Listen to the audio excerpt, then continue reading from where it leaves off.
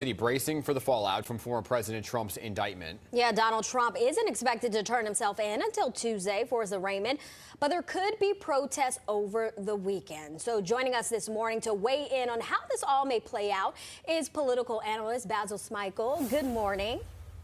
Good morning. Good to be with you as always. And welcome to the show. So at this moment, there's still a lot of uncertainty. We haven't heard much from Democratic leaders since the indictment was announced. But should we expect to hear from, let's say, Congressman Hakeem Jeffries or President Biden today? You may hear a response to a question and as to what do you think? And, the responses are probably going to center around issues of accountability. Want to make sure everybody's accountable. No one's above the law. But, one of my first political mentors used to tell me, if you see a boulder rolling down the hill, don't get in its way.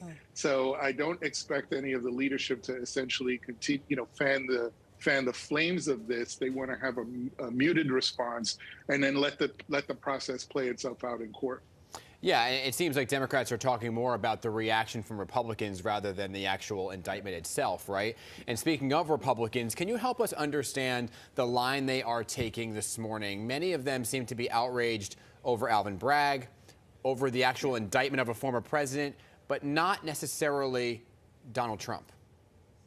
Yeah, I wish I could understand it too, but what I gather is that Republicans are trying to figure out what the future of their party is going to look like. Many of them, particularly members of Congress that have to run again next year, are concerned about not embracing Trump supporters because of the impact that it might have on their election outcomes. But there are many Republicans that believe they really need to move on from Donald Trump. So the fine line they have to walk is, how do we continue to stay in office, chart a new direction, without upsetting a good chunk of the Republican base that they would need to stay in office? To be honest, what they need is sort of a wholesale sort of movement. You can't do it piecemeal. You have to do it pretty much all at one time. And that would send a message to say, we've got to go in a new direction. We've got to put this behind us. But the more you do it piecemeal, the more opportunity you have for people to sort of waffle on this issue of should we or shouldn't we move on. Okay, so let's talk about this. Do you think that the Manhattan grand jury's decision to indict Trump will have an impact on the charges that he's facing in Georgia? The impact I think it'll have is that it'll give the folks in Georgia an opportunity to see how this plays out, right? Those are the charges that are the most serious for him.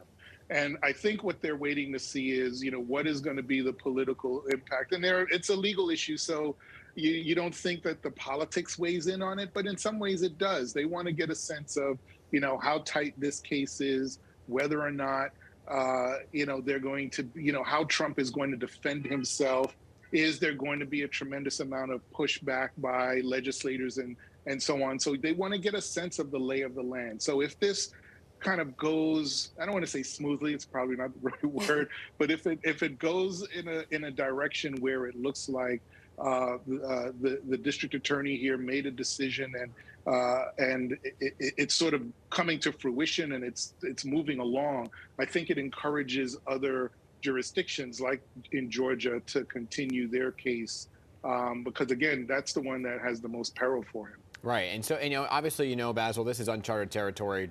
Former President Trump is the first former president to face criminal charges. And I asked our last guest this, Congressman Dan Goldman, and I want to get your take on it as well, because this certainly is going to have an impact on democracy moving forward. It really shapes the country moving forward as well. But when you take the partisan politics out of all of this, right, in the history, they didn't go after, DAs did not go after former President Richard Nixon. They didn't go after Bill Clinton. There was talks of indictments. Why this time?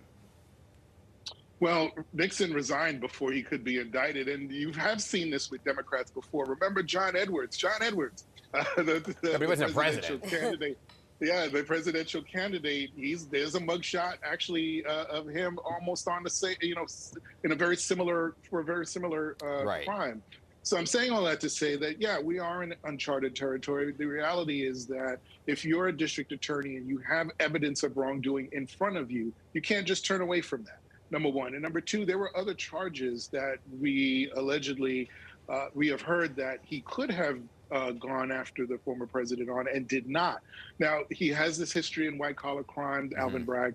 He has this history in the U.S. Attorney's Office and in the Attorney General's office. So he's not going to take any, he's not going to do this lightly. He's going to be thoughtful and methodical. That's what we've seen so far. So, and again, when we see all the charges, when he's arraigned, then we'll really get a sense of the extent of it, the scope of all of it. All right, and the world will be watching. Well, Basil, thank you so much for joining us today and sharing your insight. Thanks so much.